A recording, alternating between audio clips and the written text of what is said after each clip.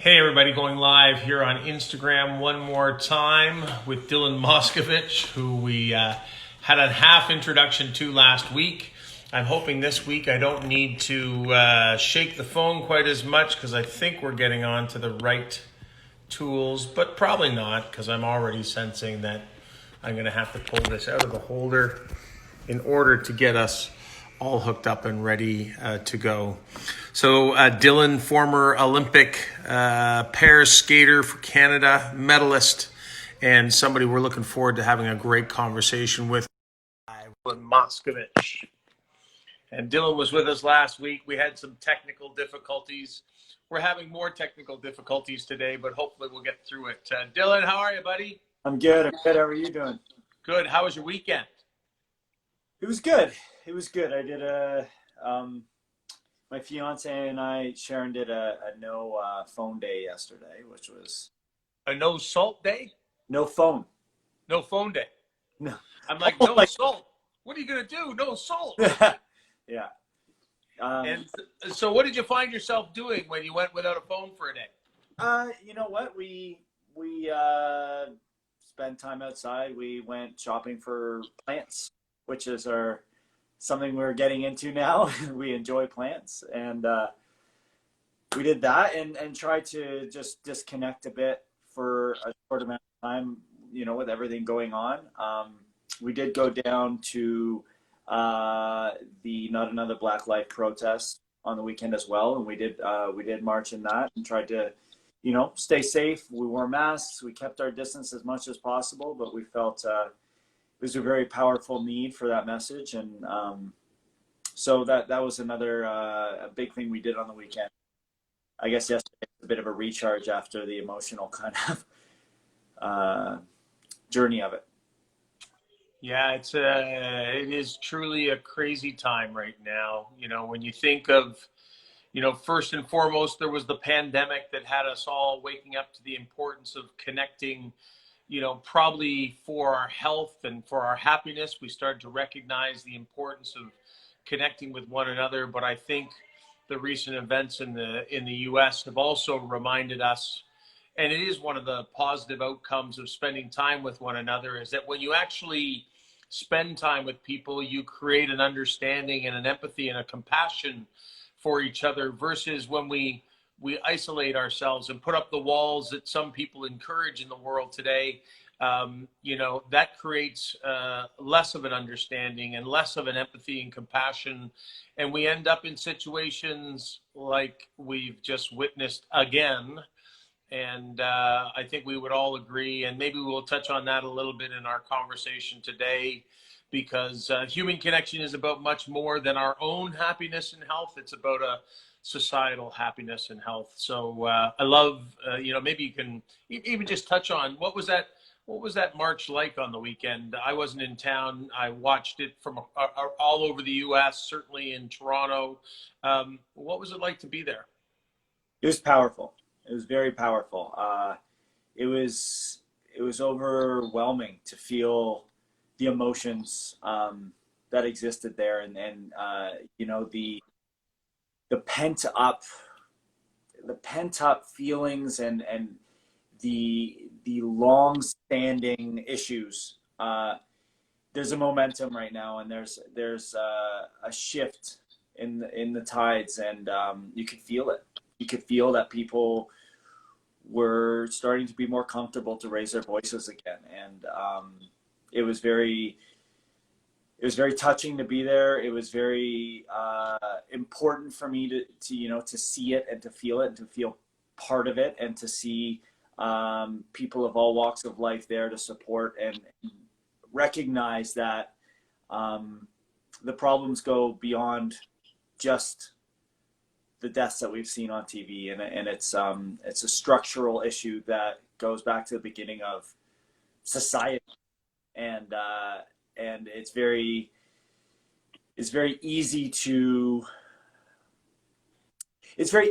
put it away when you live a certain type of life and you haven't had to face it, and it's very easy to not be aware of what is exactly happening. And I think once we allow ourselves to open up and really shed those defense mechanisms and that that feeling that we need to defend our lives and defend, that we have been through struggles too. It's not about that. It's about something so much deeper and so much bigger. And I really hope this momentum goes somewhere and really affects some big change. So I'm going to go off the board today, Dylan. We're not going to do any introduction because we had you on last week about the GenWell Project or Connected Conversations, other than to say that we just want to have great conversations and keep people feeling connected to what's going on in the world today, and more importantly, providing them outlets and ideas, solutions, and tools that help them get through these challenging times. And I think an important part of that, whether it's the pandemic or whether it's the recent events, it's that we are in this together. And the only way we get to the other side is by supporting one another, because for many different reasons, creating a two-tiered system in any way tends to result in anger and conflict and a society that doesn't sleep at night and doesn't live in peace. I feel like this conversation is going to go a lot different than our last one started off before my phone beautifully crashed on us. And I hope you're okay with that, because I know you're you're a commentator in your own right, and I know that you're a smart individual who can certainly come up with a personal perspective. So let me ask you this, and thank you for actually starting this off with that perspective, because I think this is a really important conversation to have. So what do we do? Because I couldn't agree with you more, Dylan, that, my hope, my beliefs, everything align with, okay, it has long been time for change. It's not time for change now. It was time for change when Rodney King and the riots happened back then. It was time in the 60s when, Rosa Parks, sat on a bus. It's always been time for a change. But what do you think you're going to do differently in order to move something forward? Obviously, you attended the march on Saturday or Sunday. I forget what day I watched it. What do you think we can all do? I think there's a number of things. I think it's important to understand the difference between being not racist and being anti-racism. And I think that's the biggest thing that we all, from all walks of life, can really understand, is that it's not enough to just not agree with it and to just sit by and let it happen. We need to raise our voices, because it's so ingrained in the way we live our lives that we don't even notice half the time. And I think, I find the hardest thing is getting past that, but I'm a good person defense. And you can be a good person and still also be ignorant and being part of the problem without even knowing you are. And I think the hardest thing for, I'm going to say it, the hardest thing for white people is to understand that we need to educate ourselves. And we don't have to put it on our Black friends and our Black acquaintances to educate us. We need to take initiative. We need to learn, and we need to do it on purpose. And we need to understand that, it can be tiring, it can be exhausting, and it can be draining. But imagine living your entire life like that without having any other choice. And nothing's going to change unless people speak up, unless everyone takes action, and chooses to learn and to take those important moments to look inward and to really ask yourself, what category do I fit into? Despite what I thought I fit into, what category do I fit into? What am I doing to help or to sit idly by? And I think you don't have to be a full-blown activist marching, but you can do things that create change. And it's speaking up when you hear injustices. It's creating change around you and having conversations with people despite the fact that they're uncomfortable, and not being scared to make a conversation uncomfortable, but really making it okay to talk about these issues and making it important to talk about these issues. And that's the only way people will change their mind and they address these things.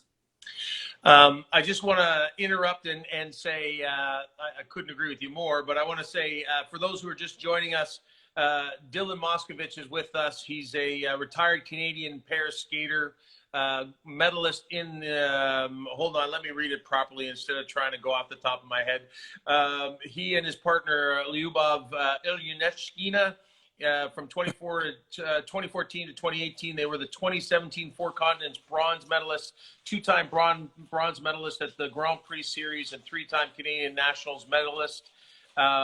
With former partner Kristen Moore Towers, he was the 2013 Four Continents silver medalist, 2014 Olympic team event silver medalist, and 2011 Canadian national champion. Dylan was with us last week. Unfortunately, we got cut off, so we're having a conversation today that we'll call it an adapted GenWell Project conversation.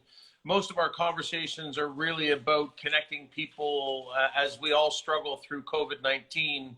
But obviously, with the events of last week, we are talking about racism. We are talking about the events that unfairly a gentleman was killed by a police officer who went far beyond anything anybody could imagine in regards to the role that a police officer should play. And Dylan, you're being very generous in actually having this conversation, because you and I didn't chat before this other than to assume we were going to go into the same conversation.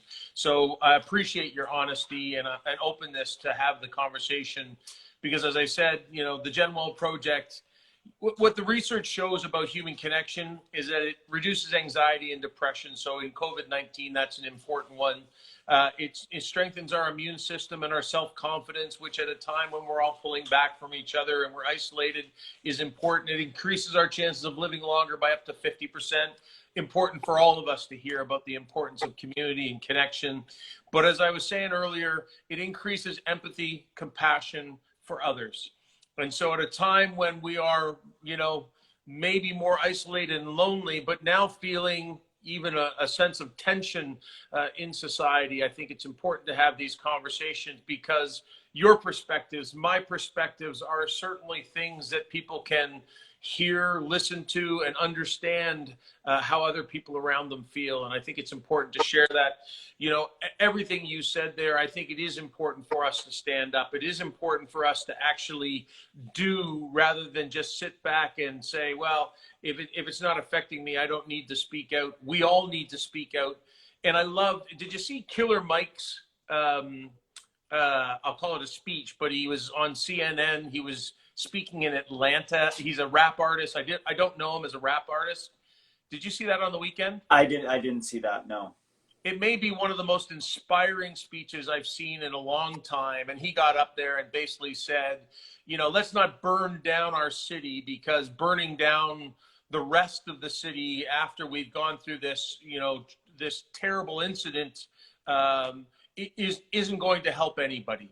But what will help people is if we gather, we come together, we strategize, we execute, we do the things that need to happen. And one of those things was, hey, we need to vote the politicians out and the prosecutors out. If those people aren't doing what we all need to do, and I think that's north of the border as well as south of the border, if the politicians aren't doing what you need to do, we all have the power of a vote to put people into office that will actually make the positive changes, and not small changes, bigger changes, the changes that will change the system versus just changing our day-to-day interactions, which, as we've seen over 20, 30, 50, you know, more years, you know, there's been incremental changes that, you know, when a significant portion of people at the top are controlling much of the system, we aren't making the changes that need the change. So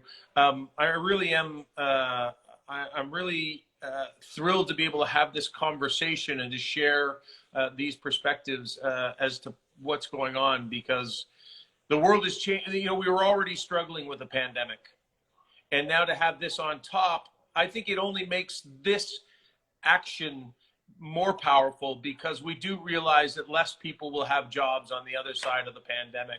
We realize that there'll be more pain and more suffering to go on across society. And we might have needed that to happen for people to take what just happened last week more seriously and to see what the output and the result of that will be. Do you think, what's your perspective on this happening now in the midst of a pandemic, and how will that make it different? There's no convenient time for things like this, you know. And momentum kind of starts when it starts, and then it snowballs, hopefully. And this has, and unfortunately, it's come on the heels of some really horrific, inhumane acts. And I really think it all comes down to humanity in general. We have to reassess so many things about the way we live, the way we share this planet with each other, the way we share this planet with every other living being on this earth. I think humanity has fast forwarded towards this entitlement and this way of life that enables us to not stop and think.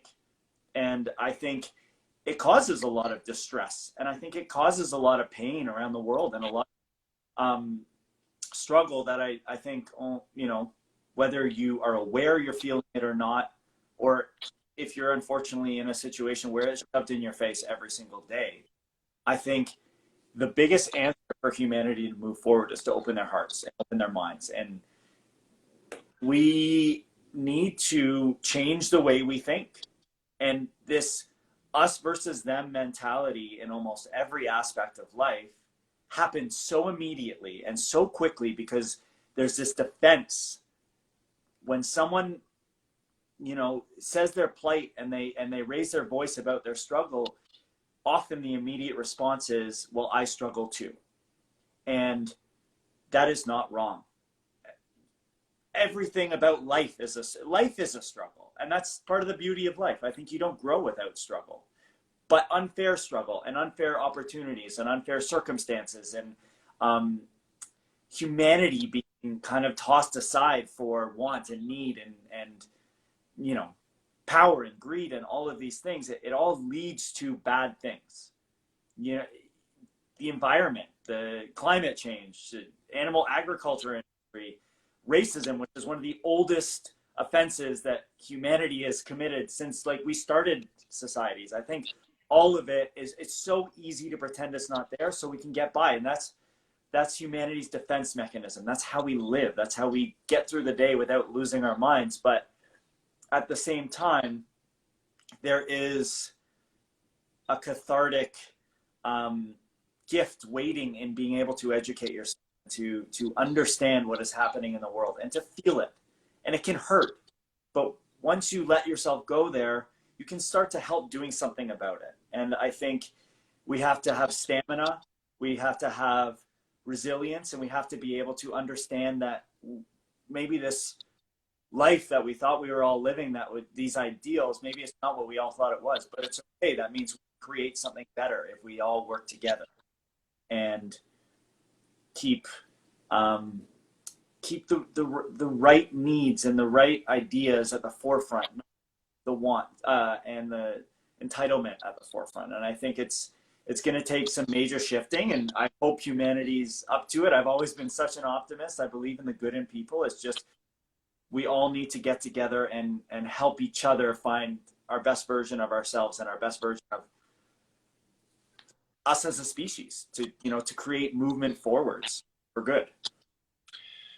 Dylan Moscovitch, I know that politician isn't listed in your bio as future plans, but my friend, you know, yeah, sure, bud.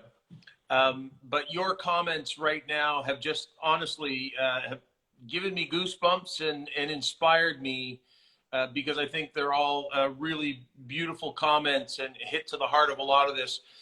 I couldn't agree with you. We've built such an individualistic society. We've lived in the greatest growth era in the history of the world up until 2008, and we started to believe that we could do it alone.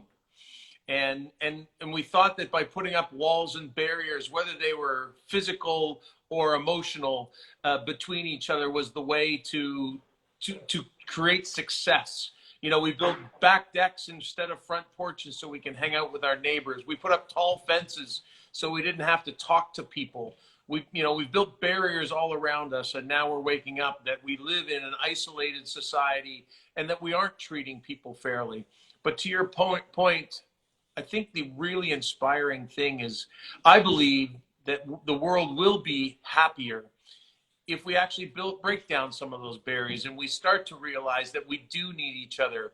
Inherently, we are tribal. We need each other. We love to be connected, but we need to do that by understanding that we're not all equal and that we need to actually help each other, and rising tides float all boats. It is amazing to me that we got to a place where it was all about what's in it for me and not about how can we, win. But we are where we are, and hopefully with some action, we can actually change governments, change systems, change policies, and make sure that we are treating everybody across the board equally, and supporting those who have less, who don't deserve anything less than the hope and aspirations that all of us have in our lives, because they've been given the opportunity. And we do live with white privilege, and there is no question that most of us are totally unconscious of it and believe that we've worked and deserve everything that we've worked for.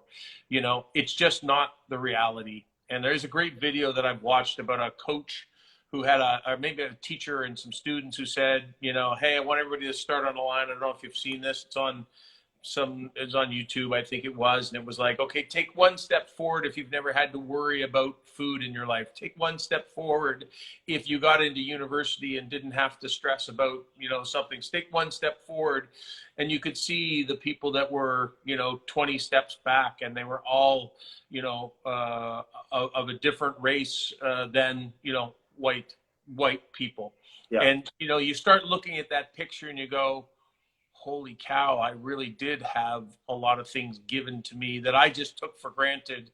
And I think that awakening, and I don't know how we awaken that in people, but I think that awakening that we have been given privileges that most aren't given, and that we need to give them the same opportunities that every white person has been given in their lives. It's a change that has to come. So yeah, absolutely. And I think there is an awakening happening, and it's amazing. Once you open your eyes, you really pull the wool from over your eyes. You see the world differently, and you can't pull it back over. It's very, I don't know why you'd want to, but it's once you see it as it is, that's it.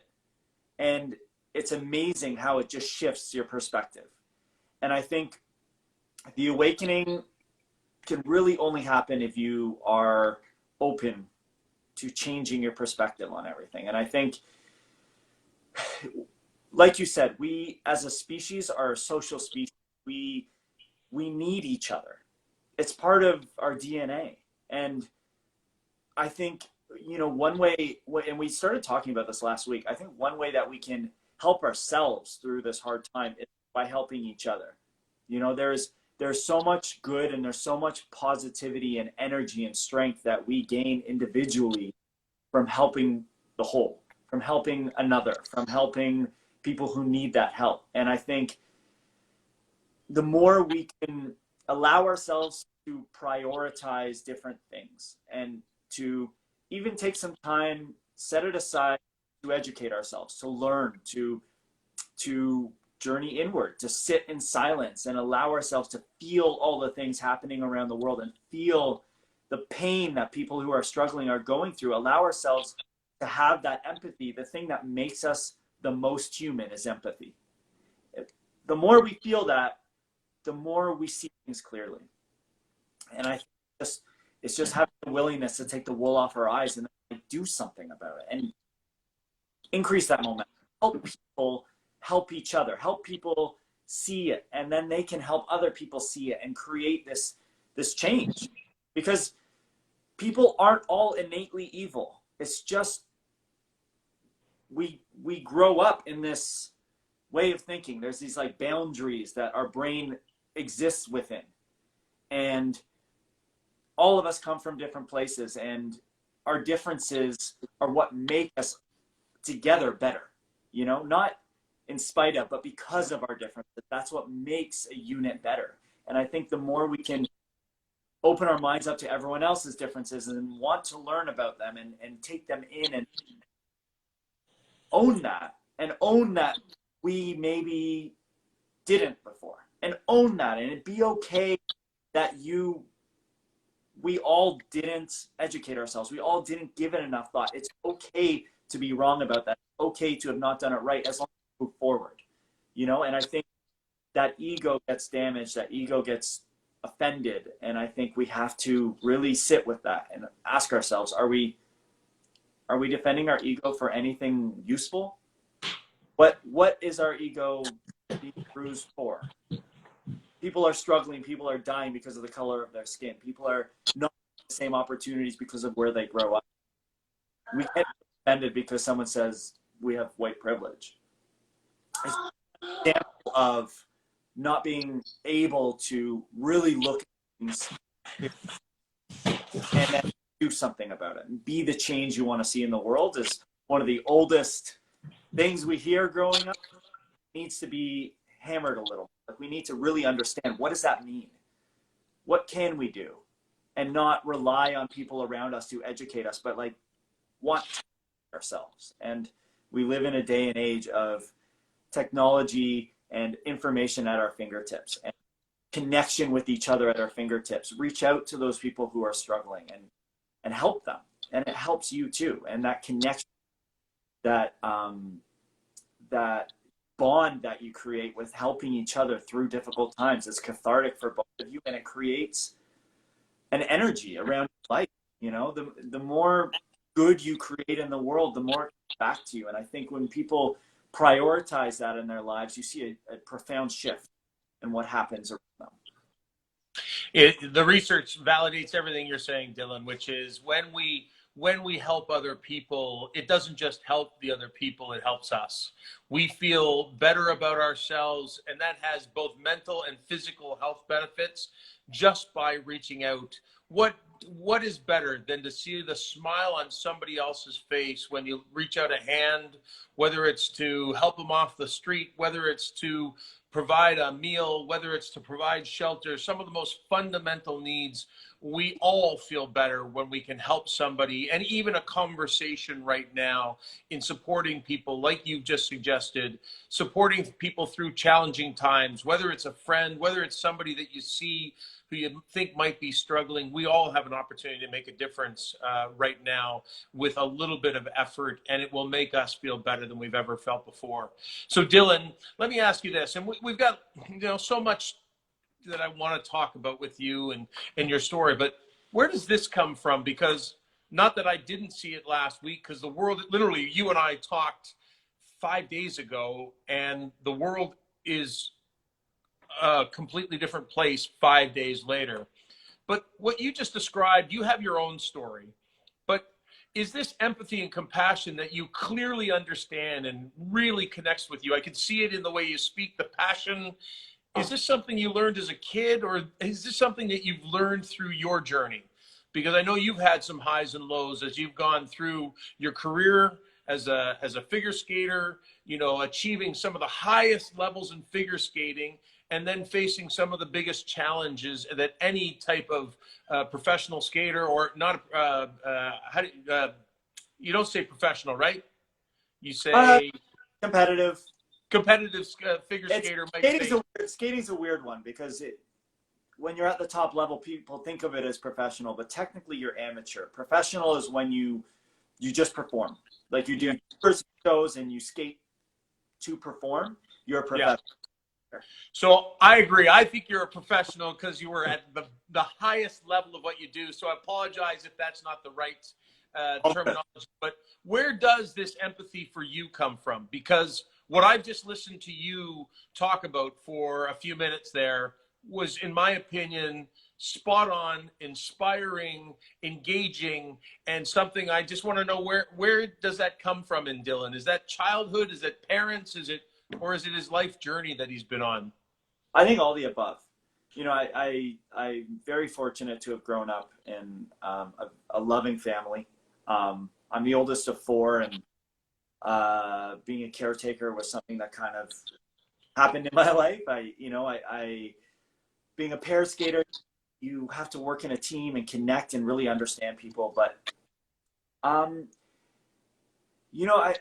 I think I was always raised to think about others, and it's something that I held very dear in my life, and I've always worked on it. But I also think, you think you are, and you see it a certain way, and then there's always more you can do. One of the biggest steps for me, I think, towards shifting my views on life even more so was retiring from skating. And I had a major accident at the end of my career, and I was training for the 2018 games, and I had a door fall on my head, and I was pretty majorly concussed, and I tried to compete at nationals 3 weeks later with next to no training, and my partner and I missed the Olympic team by one spot, and that was more or less how my career ended. I tried to do one more competition, 4 continents championships, and it didn't go well, and I stepped away from skating in almost this like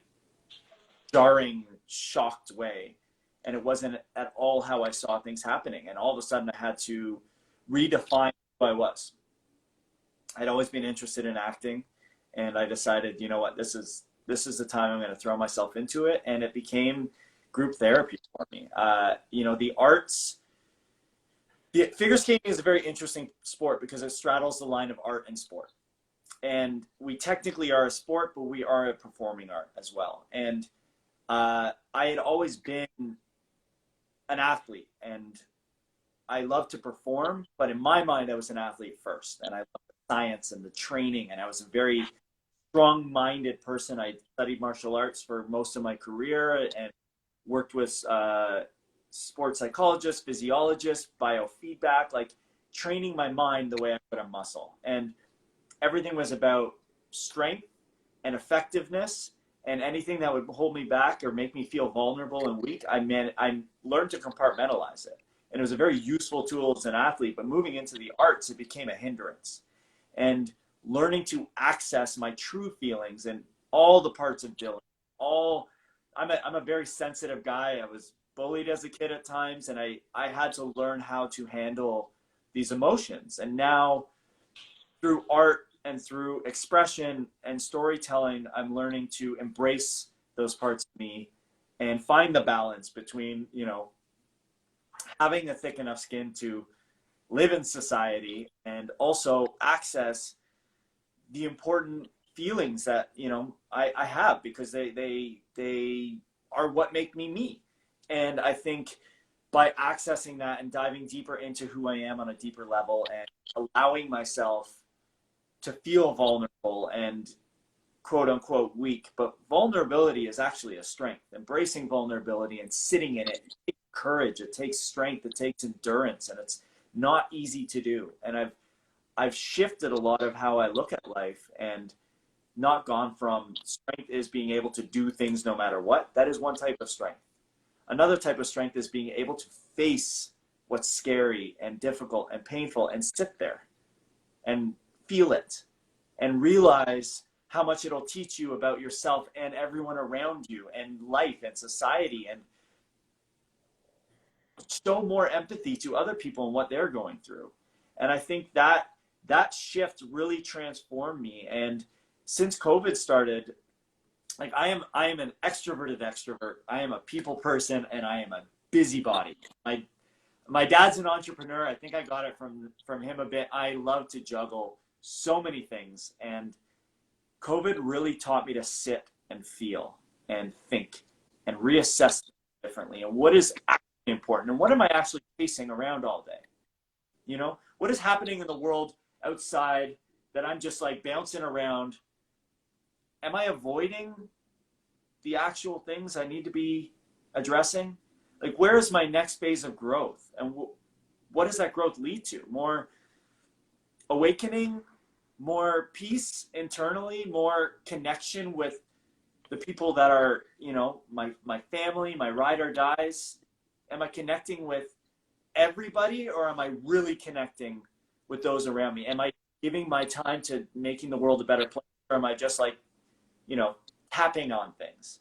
And I had to ask myself all these questions. And I think by allowing myself to open up to these thoughts and to these questions, I allowed myself to explore internally.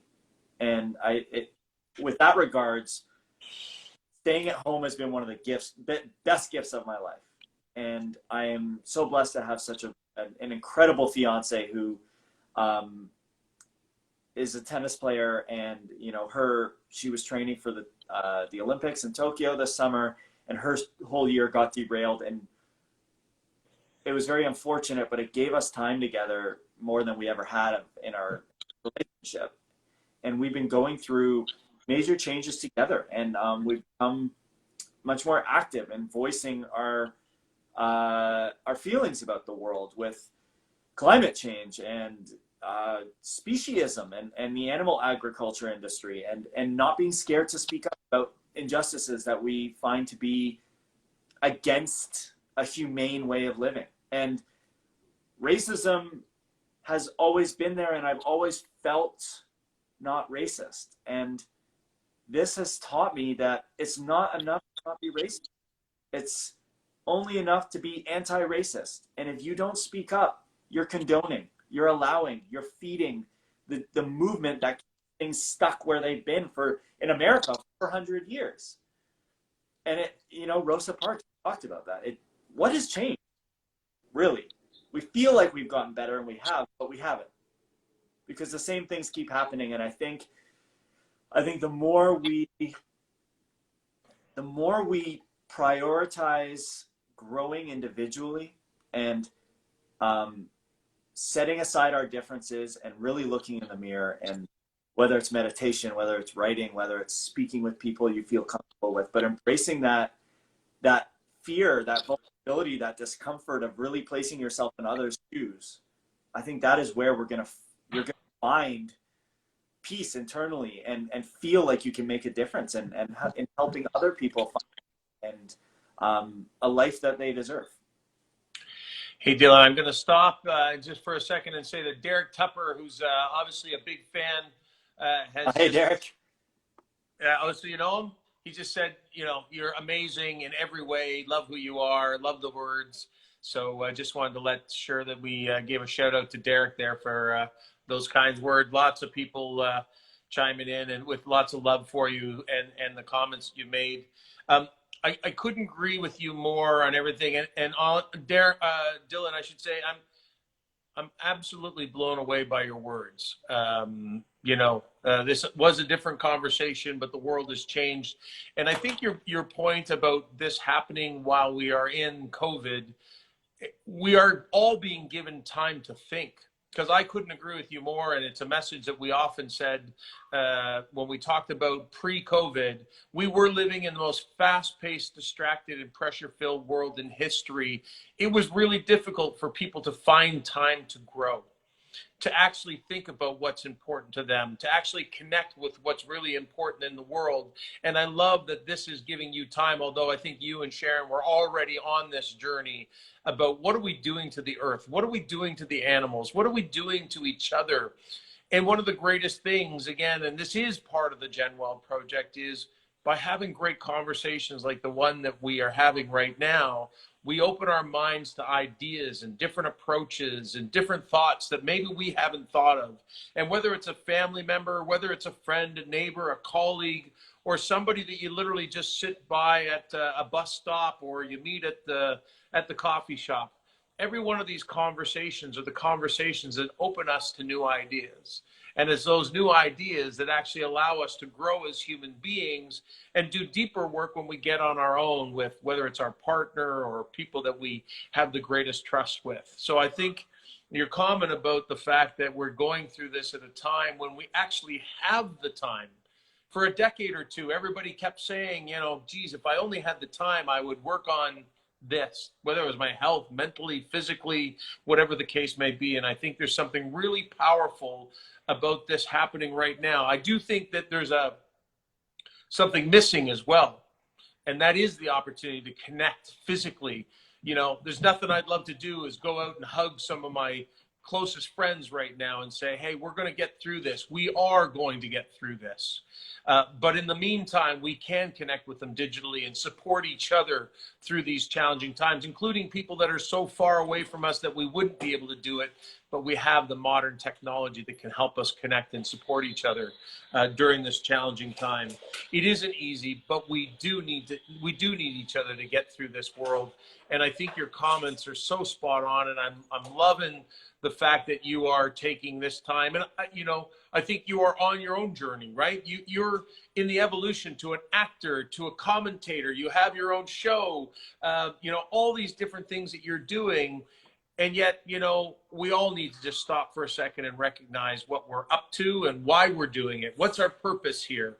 And I think this is going to help us articulate that in many ways, both because we have the time and both because of the challenges that we're facing in the world around us. So I think it's amazing to listen to your journey. So tell us, what are you doing right now? All the different things that you're up to right now, Dylan, and what is it, if people want to get in touch with you, if they want to follow you, watch you, all the different things, can you let us know where you are, what you're up to, and how people can get a hold of you? Well, mostly I'm at home right now, but so I guess that's a good answer. So in general, yeah, I mean, I'm still connected to figure skating. I do some coaching, seminars, and my skating show that I co-host with Asher Hill on CBC Sports' YouTube channel. It's called That Figure Skating Show. I think we have 31 videos on there right now, and so hopefully the figure skating season gets going again. We can get back to that. I really love being able to bring together my new world and the world I lived in my entire life. I'm screenwriting. I've taken a couple screenwriting classes. I'm working on a script for a TV series and for a feature film. Both are comedies. And I'm acting. I had a small role in a Netflix show called Spinning Out, a figure skating show. So I did some stunt doubling in that, and then also had a very small role as a coach. But it was a great experience, kind of breaking into the world and finding myself on this major production all of a sudden, and it taught me so much. I guess for me right now, I want to take this time to assess and realign my motivation and how. Sorry, Dylan. All good. Nothing to apologize. I think artists and storytellers have a distinct power to connect with the world. And I think if you have that and you have that medium, you have a responsibility to connect with the world and talk about the importance of what's happening in the world, and to make people think, to make people reflect. And I see the world through, I'm an eternal optimist, and I see a lot of life through a comedic lens, and I want to try and use that to hold up a mirror to society. And I would also love to tell stories and give people a voice. And I think I want to try and direct my energy towards that, is to connect with as many people as possible. And, whether it's giving people a laugh after all hard times we're going through, or if it's embracing difficult conversations to create. I think that the next phase of my life, I would really like that approach towards togetherness and connectivity and healing, and just generally making the experience and the planet's experience a better place. Well, Dylan, that sounds like the perfect bio of somebody who should become an ambassador for the GenWell Project. So I don't want to pitch you on it while we're doing our Instagram live, but honestly, we would love to have you as an ambassador for our message, which is exactly what you just described. It's we all have an opportunity to spread a great message. So if that would be something you'd be interested in, we'd love to have you on the team. Have your people call my people. Done. We don't have people, so it'll be me calling you. In other words, Honestly, my friend, it is great to see you again 5 days later, 6 days later, in a much changed world, but with the awareness and the consciousness that, you know, this conversation led to today. I'm like you, I'm an optimist and somebody who wants to make the world a happier and healthier place. I believe we can do it by getting people connected face to face. And this conversation is just one step in the right direction to getting us all realizing that we are in this together, and that if we do come together, we can make the world a happier and healthier place for everybody. absolutely. Dylan, my friend, have yourself an amazing day. Thank you for coming back this week to have this conversation. And I know that we'll be touching base soon. You as well. Thank you. All right, my friend. Have Take care. Wonderful. Cheers.